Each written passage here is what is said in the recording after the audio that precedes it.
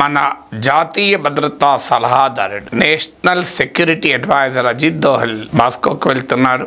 మోడీ ప్రధానమంత్రి నరేంద్ర మోడీ ప్రతిపాదిస్తున్న శాంతి ప్రణాళికతో మాస్కోకు వెళ్తున్నారన్నది వార్తలు. ఇది ఒక కీలకమైన ముందడుగు. భారతదేశం మధ్యవర్తిత్వం వహించాలి అని ఇటీవల పుతిన్ ఆశాభావాన్ని కూడా వ్యక్తం చేశారు. ప్రెసిడెంట్ పుతిన్ అన్నది ఏంటంటే, మా ఫ్రెండ్స్ అండ్ పార్ట్నర్స్ వారు హానెస్ట్గా శాంతి కోసం చేస్తున్న ప్రయత్నాల్ని ఆయన ఆహ్వానిస్తున్నానన్నాడు. అందులో ఇండియా, చైనా, బ్రెజిల్ 3 దేశాల పేర్లు చెప్పాడు. భారతదేశం వైఖరి పైన ప్రైమ్ మినిస్టర్ నరేంద్ర మోడీ ఇటీవల జెలెన్స్కీతో మాట్లాడిన సమయంలో కూడా చెప్పారు, మేము ఏనాడు తటస్థంగా లేము, రష్యా ఉక్రెయిన్ యుద్ధ విషయంలో మేము శాంతి వైపుగా ఉన్నాము అని స్పష్టం చేశాడు. అంటే we're never neutral, we're always on the side of the peace అని.